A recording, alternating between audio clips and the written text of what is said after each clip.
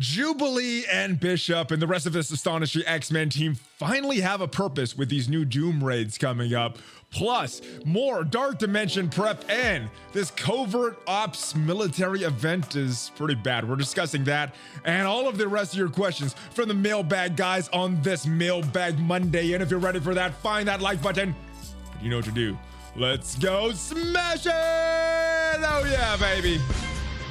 ValleyFlyin.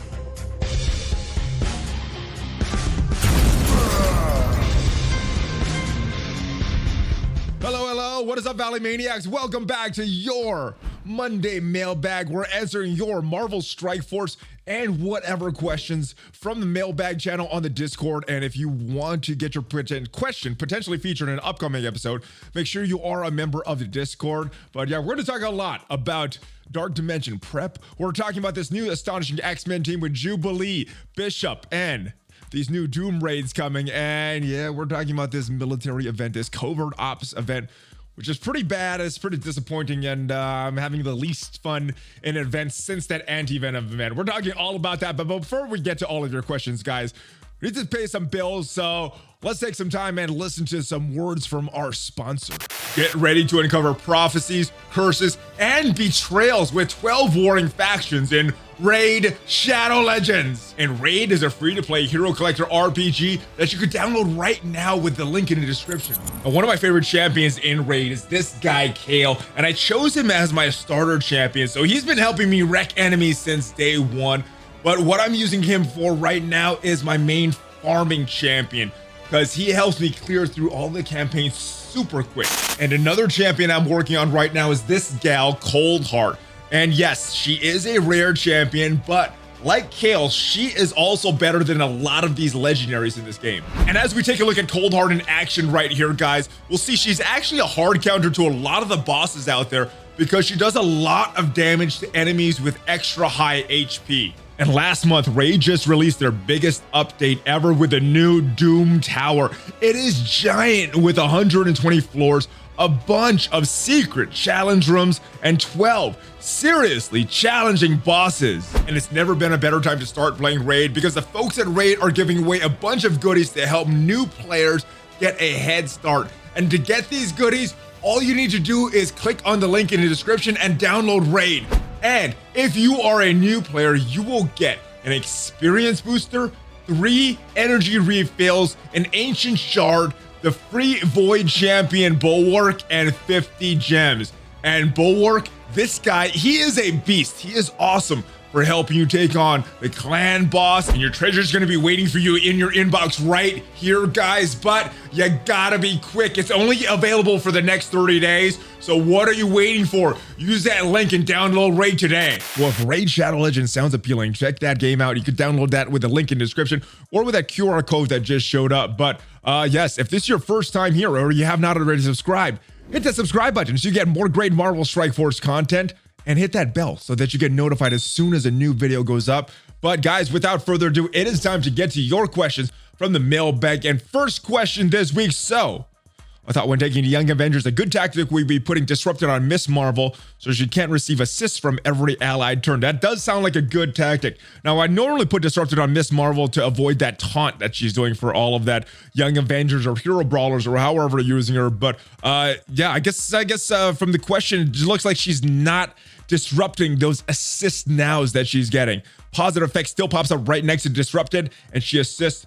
Why? And I am not sure why, honestly, but my guess is maybe this assist now mechanic came along after Disrupted. I don't know, but it seems like it's affecting it, or Disrupted is affecting this ability in a different way. I'm not sure if it's a bug and not meant to do that anyway, but yes, let's get all the support tickets out, guys, and see if we could get this solved. Maybe it's intentional. Maybe that's the way this mechanic works. Maybe it's a bug, and neither one of them would surprise me, guys. So yes, let's see if we can figure this out. But yeah, I should not be doing that unless there's some weird mechanic going on. Next question, though. What is up from Scotland? What is up from Texas, brother? All right, questions about Force City Tune. Who you're thinking for Dark Dimension 4? Saving Bile for Invisible Woman, which is good. She has some good synergy with Doom. She seems like a good idea for the future. Plus, she's a legendary character and doesn't take as many of these Gear 15 uniques as some other legendaries. So she's probably a good choice just for that alone. But you already have Symbiote Spider-Man. We're taking into Anti-Venom as well, and probably Scream as a third because he's cheap. But someone in a fourth that is not bio, and there's not a lot of great city characters that are not legendary that you're gonna have a lot of use out of. Obviously, we have the symbiotes, or that aren't bio either. So with the symbiotes that are very good, but they are bio. Outside of that, not a lot of great city options that are not legendary either. And looking off the top of my head is characters that you already mentioned. Ghost Rider is a good choice, but he is a little resource intensive. He is in that 72 class, so not the cheapest. So I don't know if Ghost Rider would be a good choice there, but we also mentioned 2 other characters that are very low cost. Merc Lieutenant, who does not cost a lot, only 36 of those Gear 15 uniques, same price for Punisher. So I would be leaning towards there, and ultimately it should be coming down to whoever you use the most. For me, it's going to be Punisher, but if you're using Merc Lieutenant more, that would be a good choice as well. Vulture, if you're using Vulture a lot, you could also use him as kind of an outside the box character that you're looking at. But yeah, it needs to be based on usage. So whoever you're using more, Vulture, Merc Lieutenant, or Punisher is who I'd recommend for that fourth. But for me, I think I'm going to take Punisher up because I use him more than any of the other ones. All right, next question though. Hey, Valley, greetings from the COVID Brexit hit UK. Oh, yeah, hopefully things turn back to normal in the UK very soon. But do you think Stature, Ghost, Yellow Jacket will become farmable before the Legendary Jubilee event? And luckily, we got an answer to this question in Friday's mailbag. Obviously, this question was asked before the blog post came out on Friday. But yeah, it looks like Stature is going to be farmable on Cosmic 1.9, Yellow Jacket Doom 3.6, and we already have Ghost available in the War Store. Now, the big question is when. We have 2 likely dates. They normally do these kind of ads on Wednesday, which if it's this Wednesday, the 27th would be a likely candidate for both of these characters becoming farmable. But a lot of times, at least in 2020, what they would do first Wednesday of the month, they would have a new character that we could farm. And that would be the 3rd. So I think the 2 likely dates for these characters to become farmable is either the 27th, which would make sense for this Friday blog post, and then the 3rd, because that's the first Wednesday of the month. Either of them, I would not be surprised. So I guess let me know your guesses when these characters would be farmable. But yes, they are farmable. Stature, again, 1.9 on Cosmic, and Yellow Jacket 3.6 for that Doom chapters. All right, ValleyFlyin wanted to ask what you're doing with your Ultimus currency. Oh, this is a tough question because I'm actually not really doing anything right now. I'm just saving that thing because there's nothing that appealing in the Ultimate stores. You already finished Dark Dimension 3. Mini uniques are farmable. Yes. Gear 15s are a big bottleneck. And yeah, they're very, very big bottleneck for Dark Dimension 4.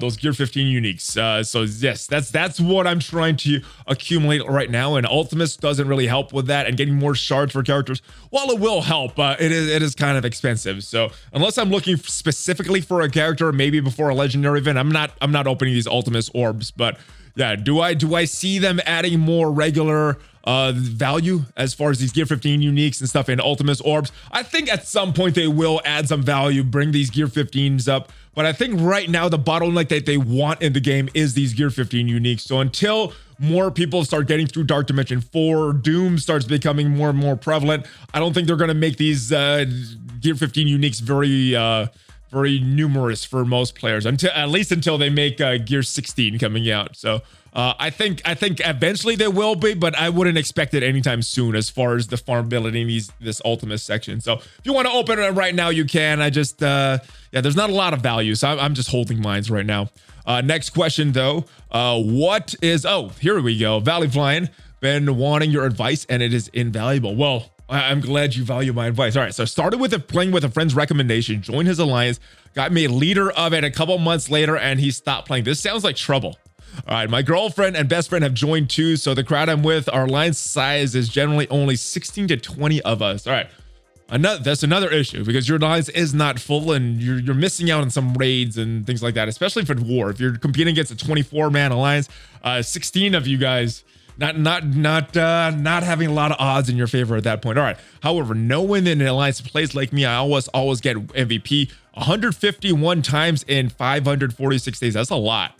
double the Ward Warrior scores, and I feel like missing out a ton of resources I'll be getting in another alliance as I've beaten DD3 before we'd even hit level 65 on StarTech.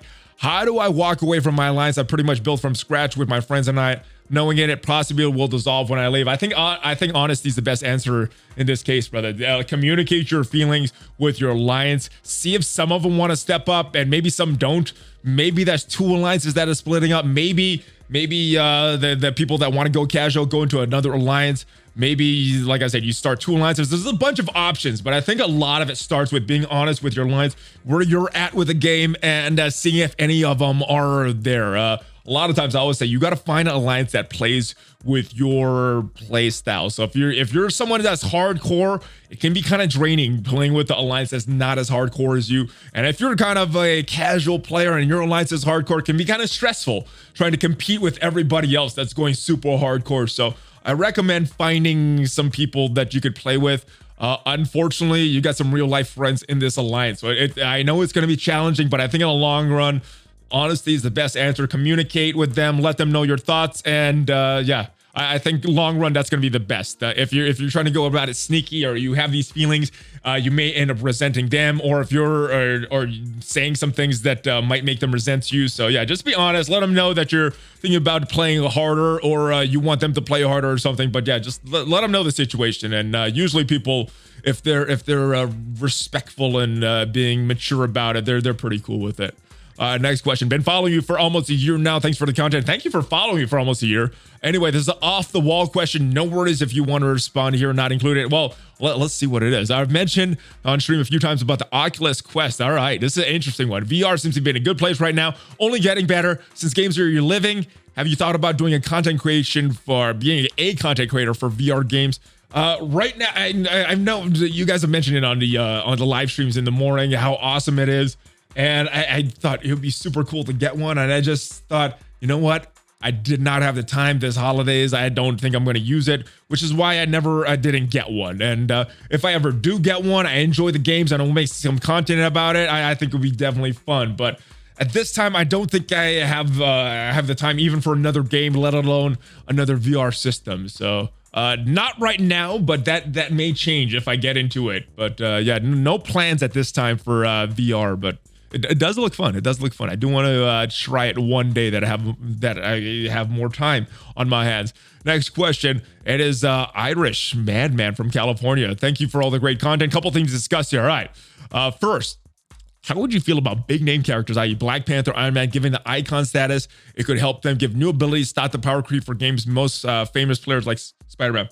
Giving some kind of boost to these iconic characters like Black Panther, like Iron Man, like Thor, like Spider-Man, I think would be good, especially Hulk. But I think it needs to be done right. I would like to see them make more use of the empowered Thanos that we saw, or the empowered mechanic that we first saw with Thanos. I think adding some things when you have different combinations of characters would be cool.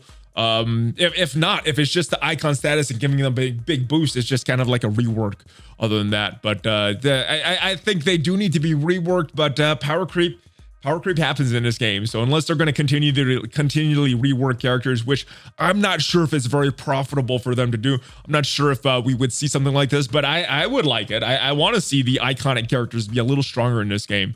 Next question from the same Irish Madman. All right, Drew, question from above.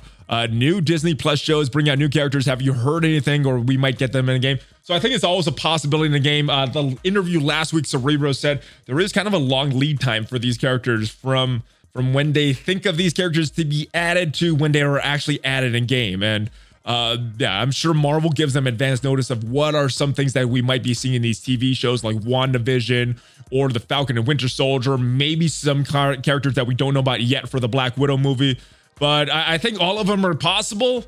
But as far as rumors, nothing official or unofficial. Only rumors that Drew had was about some characters coming in this next update and potentially rework characters as well. But nothing new since that original thing that he shared. And it looks like, yeah, maybe some city characters. And then we already know about Jubilee and Bishop from the blog post. So yeah, good stuff. But Drew doesn't have anything right now. All right, brother, man, in regards to DD4, you need a minimum of 4 characters per node. You can't just take in one at a time like in DD3 and DD2. You have to have a full 5, but to get all the traits, you need 4 at all times. So yes, this is not really a question, but more of a PSA. I think I answered one of the questions incorrectly, thinking that DD4 is like DD3 and DD2, but I was talking with Goofy during the weekly news update last week, and he said, no, you need 4. I thought you only needed 1 or 2. You could go in with these nodes. Double checked on it, and Goofy was right, which is why it did not make it. I said, you know what, I'll edit it out if I'm wrong, and I was wrong. So yes, you need at least 4 per trait per node, which is why Invisible Woman is back on the list. Yeah, you need at least 4 per trait once you get in. You don't need all 5 per every trait or node, but yeah, you need at least 4 with that trait restriction. So you need at least 4 of these global characters. You need at least 4 cosmic characters, at least 4 city characters, and at least 4 legendary characters to get through Dark Dimension 4. So at the bare minimum, you need 16 characters up at level gear tier 15 to get through Dark Dimension 4 and unlock Dr. Doom. Yeah, you're exactly right, brother. I was mistaken last week. The second question this week: if you were to pick a dad bro for DD4, who would you pick?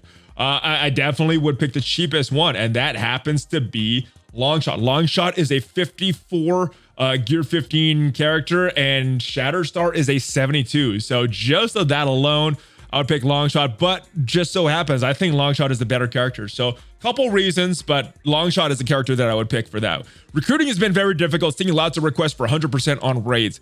Outside of the new raid sliders, do you see any benefit to new recruits asking for 100% on raids? I see a lot of benefits for recruits asking to get in alliances that are doing 100%, because they're going to get better rewards, especially if they're not able to do that on their own at their power level, and if they find an alliance that could carry them and give them those rewards. There's a lot of benefits for that. Now, as far as the benefits for entire alliance, there's going to be a little bit more of the benefits are coming in those season ranking rewards. So that's mainly where you're going to see that increased value of going for this higher difficulties. But yeah, the rewards don't increase that much, but I think that's kind of to be expected. The Scopely has shown that they start off with lower rewards and increase it later on to make players happy. And I think this is the first time that we've had these Greek sliders. And this February update, I think, is the first update since they've added this. I may be wrong. They may have added it before this 5.0 update, but it's very not a lot of time since the update. So yeah, we may be getting some change to the rewards in this update, but that's kind of their MO of give bad rewards, increase it to appease the community, rather than giving great rewards and then lowering it and making the community angry over time. So I think yeah, we may see some increase in rewards, but as far as getting 100% is mainly for the season ranking rewards, brother. ValleyFlyin. So I got my wife finally able to download MSF, and she's having a blast. Nice. What is funny is one of her questions so early in the game: why the heck is Hulk so small? He's so shorter than the legendary Shuri. Why?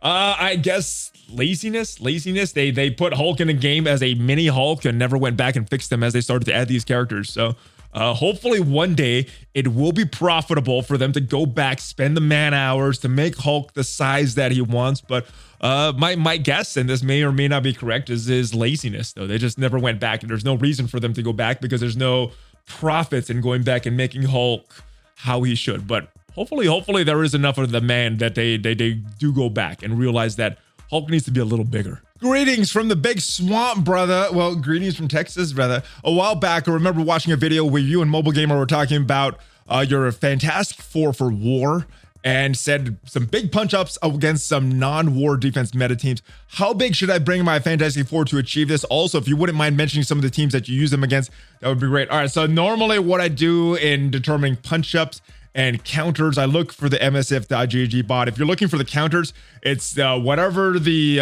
it's usually that squiggly line, and you could change it based on your server, but the default is that squiggly line C, and that'll get you your counters. But if you want to see who to attack, use that squiggly line or whatever it is for your server. You could change it in the installation, and A, and then you're going to type Fantastic Four or F4, and boom, this is what pops up. So against the non-Doc Ock Sinister 6, capable of some big punch-ups. Same with the defenders.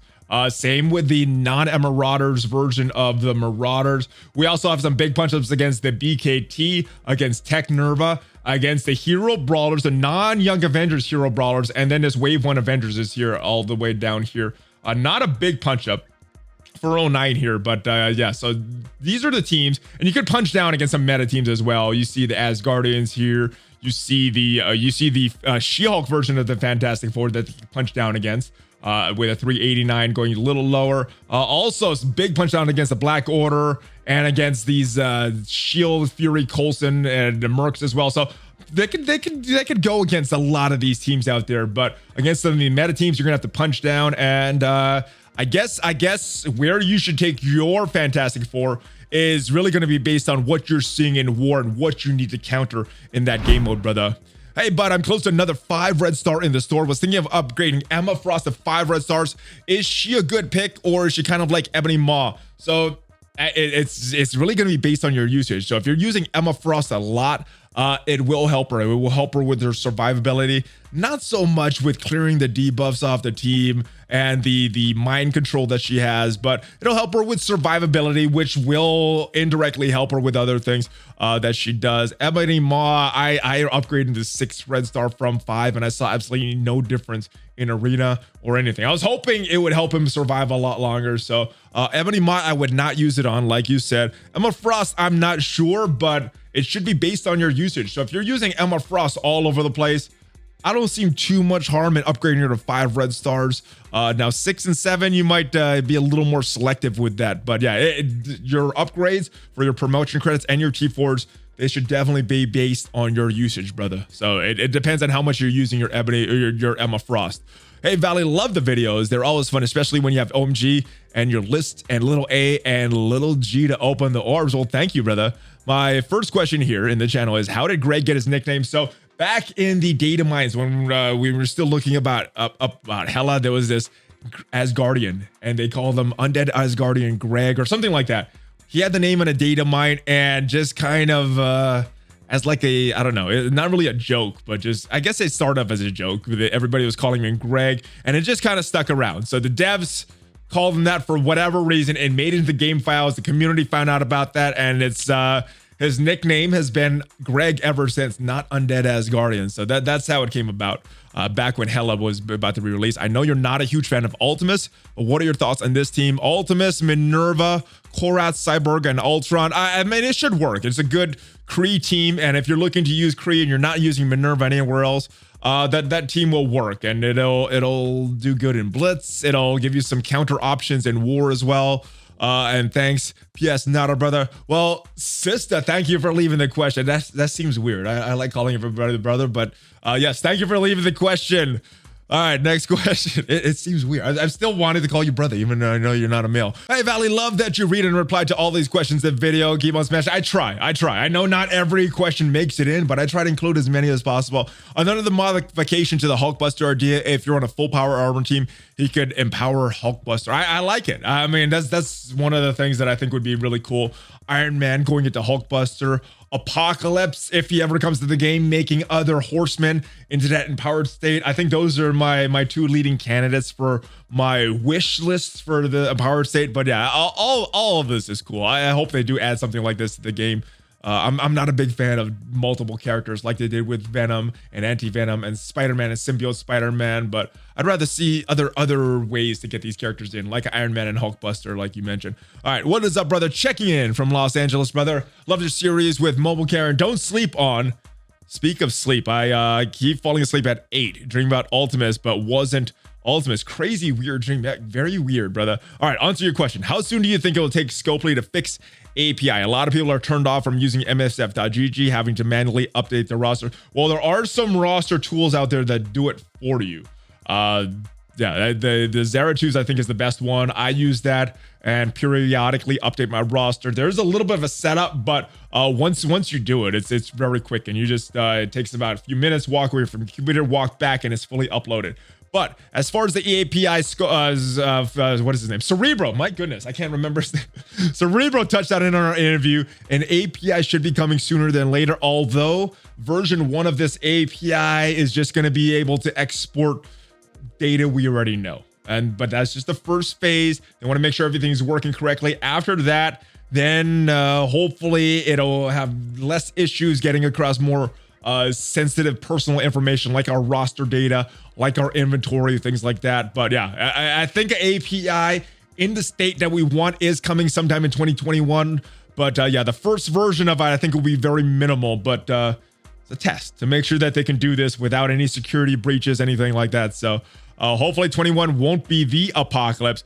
Hopefully it won't be the apocalypse, but hopefully we will be getting apocalypse. Yes, I hope for that. But good thing we got XMen to battle it off. Yeah, baby. All right, greetings from OKC. What is up from TX?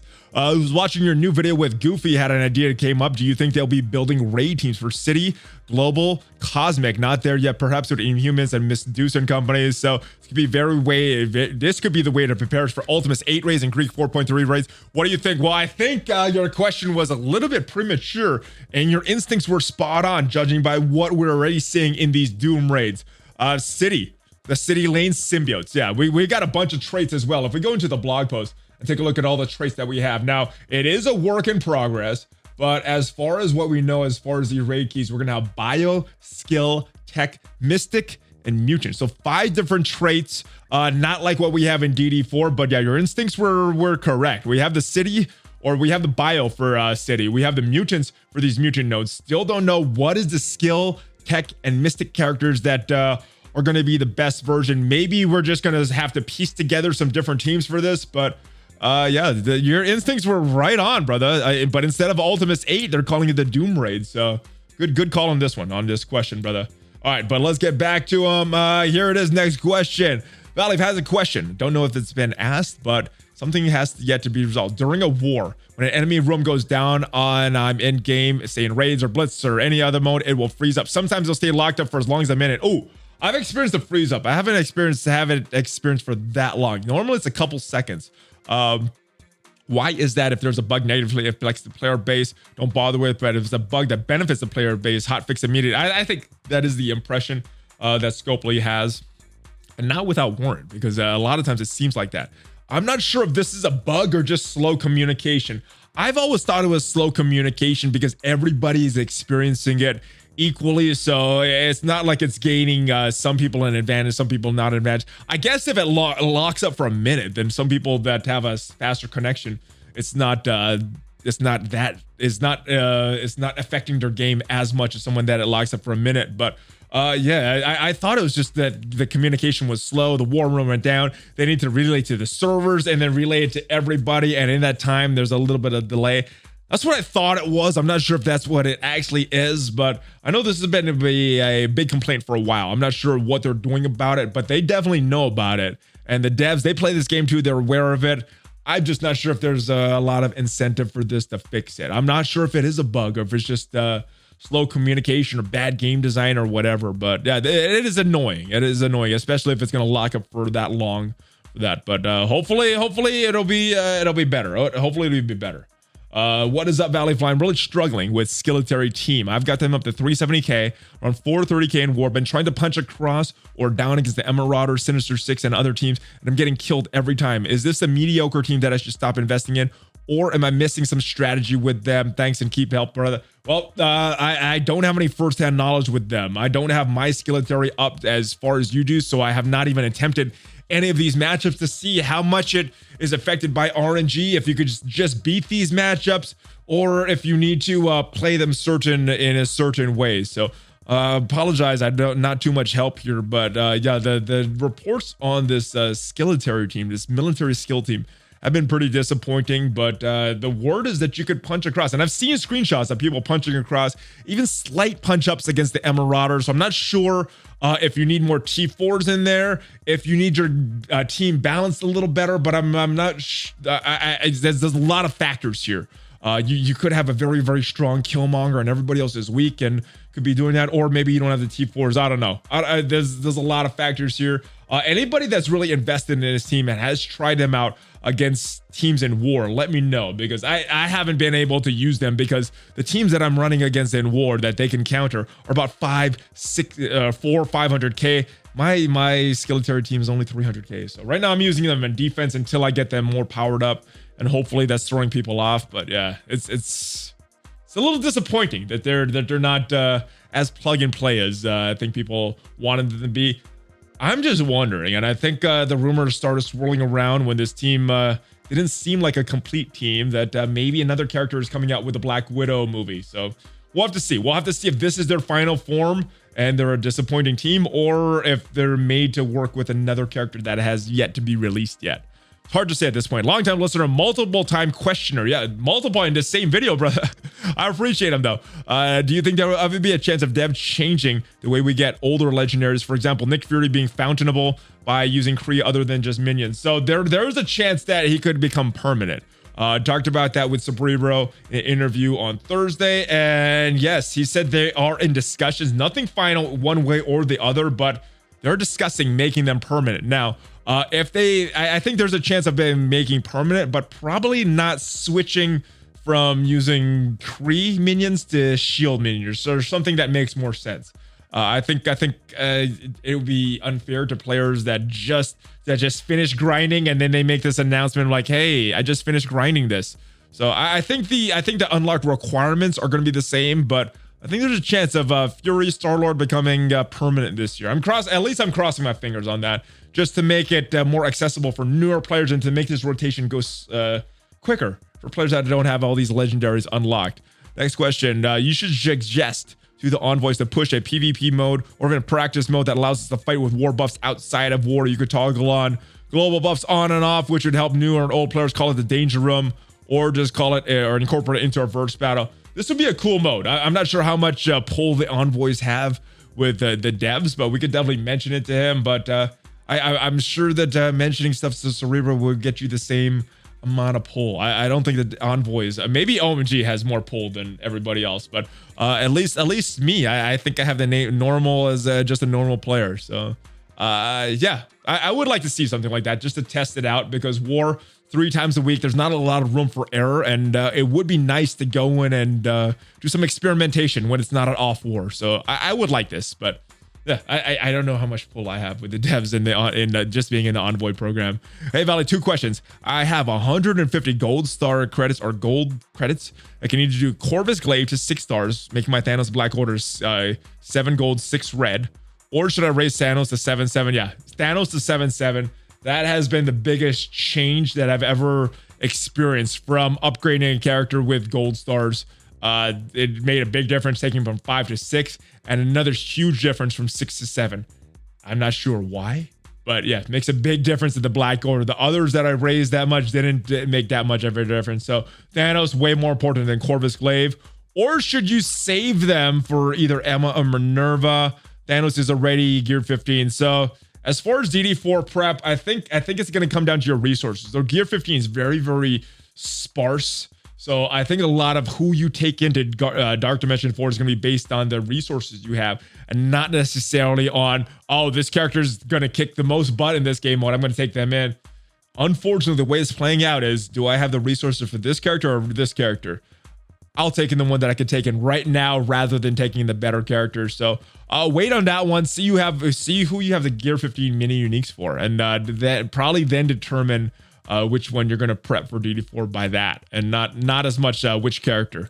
At least that's what I'm doing. Hey, from New Zealand, mate. Not sure if anyone's asked this before, but do you think Scopely would ever sell an account reset item? Ooh, ever is such a long time. So I think it is possible that something like this could come to the game. It would effectively remove every item you've ever used in the game into a pool, reallocate it again, but you keep all the characters you have. I'm sure many of us would like the chance to unlevel on ungeared characters that have gold gear training mats and allocate them to better characters. I think this could be a nice move for both the player base to reset their roster, put their resources into valuable characters, and a way for Scopely to possibly make money. You know, if they sell something for this for like $50, $100, I'm sure it wouldn't be appealing to a lot of players, but I'm sure there are some players that are like, hey, let me spend it. Let me allocate my resources in a better fashion, and yeah, they can make money as well. So this idea, I think, could be a good thing for both the players and for Scopely. Let's see if it happens. But yeah, ever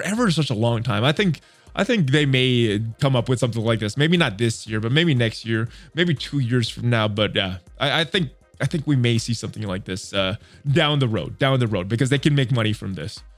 Starting off with letting you know, I picked up one of your shirts, and OMG's is right. They instantly add inches to the biceps. Oh my goodness. I did not know. I thought that was just him being facetious, but there it is, guys. Proof positive. It does add inches to your biceps. So, yes, ValleyFlyin shirts. Check out the merch in the description. All right, just to get seriousness though. Just hit level 80, close to getting in. Thanos, Sinister, Ghost, Simulate Spider-Man, all level 80, and 1 to gear pieces away from 15. Both Widow and Zemo at 12, and not getting a ton out of him at the moment, but I'm hearing a lot of mixed things about him in DD4. So here's the questions. Should I take Widow and save the gear for Proxima Fury, start getting Hawkeye ready and parry that in for global, or Zemo's worth to stop overtaking? So what I did when I was making a decision, because I was in a very similar situation than you, needed to use some skill gear, and what I did, I took Zemo into the Greek raids, see how valuable he was there. I took Black Widow into the Greek raids, see how valuable she was there. And I also took Yelena. And the one that gave me very little value in these difficult Greek raids was Yelena. So she was out of it. But there was some value from Zemo, but I think I had the most value from Black Widow. So I think I would use her in these Greek raids a little bit more than Zemo. So I took in Black Widow, plus she's a lot cheaper as far as Gear 15 minis pieces. Now, if the raids aren't as important to you and war is a little more important to you, then Zemo is a beast in war, and he's a lot better war offense character than Black Widow is. So I guess it depends on which game mode you intend to use these characters in, which one you're going to use more. If you're going to use Zemo more, upgrade Zemo, especially if war is super important to you. If you're planning to use Black Widow more in raids or something that's more important to you, especially with his new Doom raids coming up, yeah, go with Black Widow. But try them out in the Greeks today. See which one you find more valuable based on the raid content that you're doing right now, and go with that one. For me, Hawkeye wasn't really a consideration. So for me, it come down to Widow or Zemo, and I chose Zemo, but you may chose, I chose Widow, but you may choose Zemo. But it's going to be based a lot on what you're doing in the game right now, what you need in the game right now. Valley, greetings from the Midwest USA. I've been really disappointed with reward structure and new Greek raid difficulties in the way the rewards go worse up as you go in difficulty. If you don't reach 100% threshold, then you miss out on elite orbs. Yeah, so I talked about this. The devs, they sort of do this every time they add new rewards to the raids. They always add some like very disappointing rewards, and I think that gives them more room to say, hey, we've looked into this. You guys are right. Here are more rewards. That's what I fully expected them to do, but because it's such a long update, we may not see it until this next update comes. But yeah, I think it's a standard operating procedure for them. Low rewards, increase it later, and make the players happy later, instead of giving too much rewards and saying, hey, this is way too much, this is breaking the economy, we got to reduce it. And that would make players very, very upset. So I think they'll be added, but yeah, the main benefit, like I talked about in that previous question, is for the end of season rewards to get a higher rank for that. That's mainly what you're gonna give. Yes, and as far as my influence as a content creator, I don't know if I have that much influence with the envoys. I talk to them, but they seem to listen to everybody equally, except for certain people. OMG has a lot of pull there, but he deserves it. He has a very large channel, a large Twitch following, so he has a little more pull than everybody else. But I think myself and the rest of content creators are pretty much equal with the rest of the community. All right, I have a suggestion for RTA. Nice. Other than the annoying aspect of game mode, when people do not attack, they let the timer run down every attack. Can you tell the devs this happens twice in one fight? The timer running out, the player gets booted out of the match, no rewards. We fight the AP or the AI. So I would like something like this. I mean, one of the biggest things in that real-time arena is the time. You know, a lot of people don't hit auto. I know sometimes I've missed it and I forget to hit auto, but some people do that the whole match and they just let the AI play it for them. So if you miss 2 turns in a row without hitting anything, I do like this idea. I know there's other games that if you miss a turn, it automatically goes to auto, and then if you want to take it off of auto, you can. You have the ability to do that if you're in the fight. But yeah, if you miss 2 turns, if you time out 2 times, I like this idea of just turning it on auto automatically or going to the AI. But you do need to wait back if you forgot to press it initially, so you just hit it off. I like it. I like this idea. Good one. All right, ValleyFlyin, thanks for answering question of mine at the community's questions every week. I watch every video you post, and your advice is greatly appreciated. Thank you guys. Thank you guys for watching, though. That's way more appreciated than the advice of this game. With that said, do you have any idea when the devs plan telling us who the character reward is for the Dark Dimension 4 completion? I've heard it's between Cull and Ghost, but 3 weeks now and not a peep. Just curious if you have the inside track on this info. So from what I've heard, the winning vote was for Cull, and that's who I believe Scopely Fixed Prices, aka Yaz, picked. So we'll see when the official announcement will be made. Maybe it'll come in a blog post. Maybe it'll come in an in-game announcement. Maybe it'll come in something on social media. I don't know. But I do believe that Cull was the one picked. So I think he was just going with whoever the community voted for, and I think the votes came in for Cull. But personally, I would like Ghost better. But if Cull is going to benefit more people and that's who won the vote, then looks like it's going to be Cull. All right, Valley, shalom from Israel. Shalom from Texas, brother. Now that I know Doom 1 has been announced, which teams do you suggest to go in with this raid? Oh, my goodness. Bio would be symbiotes. Yes, Mutant will be the XMen. Not sure. I don't know if we have a solid just raid skill team. I guess back in the day, we had the shield that would work. Tech, I guess, off the top of my head, Tech Nerva. We got Minerva there. We have other tech characters that would be good. Mystic. We have Thanos, we have Ebony Maw, we have other characters that do percentage-based damage. But yeah, I think the only set teams that we have so far are gonna be the symbiotes and the Axemen. But yeah, I think we could piece together other teams that could do good in the skill, tech, and mystic lanes. But yeah, I think eventually we're gonna get full teams for each of these, especially if it is as difficult as was kind of implied with that video, that Strike Time video from Friday. Ahoy! Love the content. In number 1 in my book, which 5 characters are you taking to the first 8 nodes of DD4 and why? Well, the why is resources. There are a lot of great characters, but I'm taking the cheapest ones. And I don't know who my first 8 are going to be, but I have my first 5. Coincidentally, it got into Dark Dimension 4 today. So the characters I took in: Thanos, Symbiote, Spider-Man, Ghost. Also took in Black Widow, and I took in Mr. Sinister. Those are my 5. There's 3 global characters there. I need 1 more, and I think the next character I'm going to take up, not because he's the best character, but he's super cheap, is Sabretooth. Obviously, Emma would be a lot better, but I think those are going to be my first 6. Not sure who my first 8 are going to be. I'm thinking maybe Minerva, maybe Proxima, and I'm not sure who my third for the Cosmic Lane is going to be. So those are my first 7 that I'm thinking of, but that may change based on the gear I'm getting. So yeah, if I get a lot of other gear, maybe I will bring up Emma. Maybe I'll get Minerva quicker. I don't know, but it's going to be based on my gear, and that's pretty much what I'm basing my Dark Dimension 4 choices on right now. Not on how good certain characters are. Next question. What is up, Valley? Hope you're doing well. So close to getting a 5 red star character with promotion credits, but I have a few characters to choose from. I don't know which one I should pick. So before I even see these, base it on your usage. If you're using these characters in a lot of game modes, do them first. All right. Choices are Ebony Maw, Symbiote Spider-Man, Emma Frost, Sinister, or Proxima. So I would probably leave out Ebony Maw and Proxima. Proxima is a good character. 4, I think you could do some damage with her, but I think you could survive with a 4-star Proxima. Same thing with Ebony Maw. Symbiote Spider-Man, Emma Frost, and Mr. Sinister would be my choices, though. But because you're using Emma and Sinister a lot in RTA, and you don't mention a lot of other game modes, I don't think Sinister and Emma are that valuable just to use promotion credits on just for real-time arena. So with that said, if I were you, I'd probably go Symbiote Spider-Man, because I think raids, very, very important. Ebony Maw doesn't get a lot of value from getting more red stars on him, and Proxima, I think if you have a very beefy Cull and Thanos, you could get away with a lower Proxima. So my pick would probably be Symbiote Spider-Man, based on what you've said in this question, brother. Next question. Greetings from Scotland. A lot of Scotland questions, brother. All right. Wondering, in the Black Order versus Black Order mirror match, when my Thanos flips second, he rarely flips all the negative effects on himself. How is his flip supposed to work, or is this a long-standing glitch? I know with my Thanos, he does not always flip all the positive effects as well.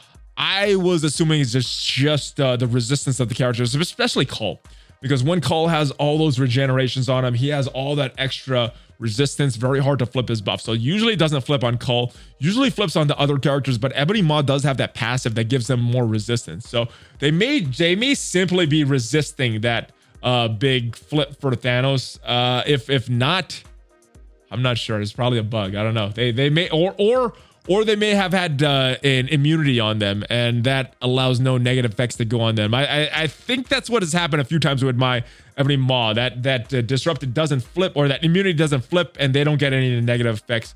Those are the two scenarios that I think are likely, but maybe it is a bug. And if it is, let the devs know so we can get it corrected. All right, Valley, hope you and your family are well. Same to you, brother. Do you know if characters in a war store or any store in the rotation have the same rate for showing up? I refresh the war store several times a day. I've only seen Ghost once. Meanwhile, I see everyone, including X23, constantly. Wanted to know if each character has the same drop rate. So there may be something going on in the background, and the actual drop rates are different. And unless you could get into the code of the game and see what's actually going on there, I don't know if we'll ever have a definitive answer. I don't know if the devs will ever say one way or the other if there is a increased drop rate for certain characters. I'm just gonna assume that they're all the same, and hopefully I get lucky and Ghost pops up a lot more than other characters. But yeah, I've had her show up twice in my war store since she was added there last week. So yeah, I think we're just gonna have to wait. There's a lot of characters in the war store, which is why I'm hoping to take some not as valuable characters out. But yeah, I guess unless we see data otherwise, I'm just gonna assume that it's all the same and not worry about it. I mean, if it's not in our control, why stress about it? But yeah, I don't know. It's hard to say unless you go look at the code of the game, and I don't know how to do that. Valley, what do you recommend we convert our alliance credits to? War credits, elite 4 credits. So this is another interesting question, because I've been spending these recently. Been spending them war credits, and the reason for war credits and elite war credits, twofold. Elite credits because I want to get more of those Gear 15 uniques, so I want to open those orbs as much as possible. Also the war credits so that I could farm Ghost whenever she pops up. It doesn't happen very often, but whenever she pops up, I want to get some shards of her, get her at least up to 6 stars, so that when Jubilee event comes around again, I don't know if I'm going to get her there for this first iteration of Jubilee, but so when she comes around again, hopefully get a 6 or 7 star unlock for Jubilee. So farming that, and then obviously any Gear 15 pieces that come up in that store, I want to be able to purchase. So war credits, I'm spending for that, and elite war credits, I'm spending for that as well. I'm not spending on the elite 4 red star orb credits. So that's what I'm doing. I guess it depends on what you need, what is more valuable for you. If you need more of those characters, probably more of those normal war credits. If you need more gear, probably makes more sense to get those elites. And I at this time, with me pushing to get into Dark Dimension 4 and pushing to get Ghosts, I probably am not spending any Elite 4 credits right now. Hey, Valleys, greetings from the Great Lakes. Greetings, brother. I'm currently farming Hela, Loki for Black Bolt. Then I plan on going for Phoenix. I'm not sure who to target after. I was originally planning on Maw, but recently joined a good alliance and I was thinking of going for Doc Ock instead. Would give me better bang for my buck. That would give me 2 great war teams I'm severely lacking in, and I heard Doc Ock with symbiotes, have them at 400k, can punch up on Black Order in Arena. What do you think I should do? I know that we'll get them eventually, but the gear crunch is insane. It is very insane. It is very insane. So as far as the legendary event rotation, Cerebro said they try to keep it in the standard form or in this normal cadence that comes along, but once in a while maybe switch, like we had a switch in December with Ebony Maw and Shuri. But looking at the schedule, we had Ebony Maw, then we had Shuri, then we had Doc Ock, now we're going into Phoenix. So if you're looking for Ebony Maw and Doc Ock, those are probably the 2 longest characters that you're gonna have to wait to get into rotation. If they hold true, it looks like we're gonna have Star-Lord, Invisible Woman. Nick Fury looks like he's returning very soon. Maybe the next character in the rotation based on some of the stuff we saw in the blog post and in the Shrike Time episode. But we also have Magneto returning, Black Bolt returning before the next Ebony Maw. So if that rotation holds true, and it may change at any time based on what we saw with the switch of Ebony Maw and Shuri. If that whole rotation holds true, you might want to go for another character like Star-Lord or Invisible Woman or Nick Fury before, if you could get those characters. Or you could just start planning right now for Black Bolt when he returns, Ebony Maw when he returns, and then Doc Ock is going to return after Ebony Maw if they use this same cadence. So hopefully that helps your planning, not just based on these characters, but also look at where they are in the rotation. And we've just passed Doc Ock and we just passed Ebony Maw. So save for them, Or hopefully you get Phoenix unlocked tonight, and then you can start looking for some other characters like a Star-Lord or Invisible Woman that'll help you. I don't know if they're gonna help you as much as Doc Ock or Ebony Maw, but yeah, look at the rotation cadence before you start planning on that part, brother. Valley, greetings from Kentucky, greetings from Texas, brother. I hope you and your family are doing well. My question about Astonishing X-Men: what red star levels should I be shooting for on Iceman, Bishop, and Jubilee? I have no idea. Depends on what you normally shoot for with them. I'll tell you what I'm doing though. I'm going to shoot for 5-star on all of these characters. Iceman, probably going to be released this week. I think I want to get at least 5 stars on him. Same thing with Bishop and Jubilee, because this looks to be a very strong raid team. And with the announcement of Doom raids coming, I think we're going to need a very strong Astonishing X-Men team. And I want to get that increased drop rate while they're still having that 15% drop rate. A few elites to open: 1, 4, 3, 5, and 1, 6. I'm not sure who I should use my 6 on between the 3. Based on their kits, I'd say either Jubilee or Bishop are going to be the 2 best characters in that. I'm probably going to use my 6 on Jubilee at this point, or maybe Bishop, or maybe one of each, because I have 2 6s. I bought one and then I just have one from opening a bunch of orbs. So maybe one for Bishop, one for Jubilee, and then using the 4s and stuff on Iceman. I don't know. I think that's what I'm going to do. I think it's great when you have your kids help on the videos. My little girl comes to play along with me and she calls, boom, nice. So thank you guys. Thank you guys for watching. And I hope your kids enjoy when my kids are on as well. But yeah, that's what I'm shooting for as far as star levels with these characters. But what you should do, I guess, it's based on a lot of things. So yeah, depending on how much you plan to use this team. The more you plan to use this team, the higher red stars you should put on them. The less you plan to use them, the less it matters. That's the general answer for you. All right, Valley, the content is always appreciated. Thank you, brother. Suggested previously that your opinion, there should be multiple shards for Blitz. Now that Blitz sim is out the same way, Arena is differencing. Yes, I want it. I was waiting for you to hear about this in your interview with Cerebro. It did not come up. He could not answer the question regarding this. So he didn't have an answer regarding this. I asked him about, there was a bunch of questions I asked him before the interview went on. This was one of them, and they have no plans at this time. So we just skipped over to that question. But yeah, no plans at this time. Hopefully that's something they reassessed. Hopefully that's something that the community has enough of an outcry for, that they were like, yeah, let's do it. So, but yeah, that did not come up. So, but hopefully they have a good situation for Blitz and making it more equitable for newer and mid-game players that have to compete against players that have been playing for a long time. Hey, Valley, been running into this problem when I face Mysterio. I kill him. He spawns 2 summons, but before I finish the last summon, they respawn with a brand new non-summon Mysterio with full health. How? Is this a new mechanic? Or some T4 I cannot find with the kit keep smashing on? So yeah, you're supposed to kill them. I think it's on the 2nd turn that they could revive Mysterio with full health. It's not a bug. It happened in the rework. If you're talking about something that happens before the 2nd turn or on turn 1 of one of these summon minions, then it should be a bug. But yeah, it's in their kit. If you go into his kit and look at the summons, you'll see in this kits for the summons that they can bring him back to life. But I think it happens on turn 2. It may even happen on turn 3. So kill him quick, and you shouldn't have to deal with that issue, brother. Top of the morning to you, good sir. Top of the morning to you too as well. Could it be possible with that once the Axemen unlock the next legendary, allegedly, to continue 2 characters in the game, bring in 3, complete a team? You know, Dad Bros X Factor could fill the role as a duo. All right, so the Dad Bros would not count because they are not unfarmable yet. So normally, like with the Pim Tech, we've had 2 previously farmable characters, Ant-Man and Wasp. They've had nodes. They've been farmable for a while. The new characters that are unfarmable or were unfarmable at the announcement of Pim Tech being the requirement: Ghost was not farmable at the time. Yellow Jacket was not farmable at the time. Stature was not farmable at the time. So I don't think it's going to fit this pattern if they're using Axemen to unlock it. I think this would be more similar to Black Bolt and 4 other Inhumans unlocking Ebony Maw. I think that's what this would be similar to. So Jubilee and 4 other Astonishing X-Men to unlock the next legendary character after Jubilee, if the rumors are true. And at this point, they're just rumors right now. So they may or may not be true with this thing, but that is what the speculation is, guys. Let me know your thoughts on it, and let me know if you believe it or not. All right, but that is it, guys. I hopefully you guys enjoyed this video. Hopefully it answered a lot of your questions and puts you on the right track for MSF.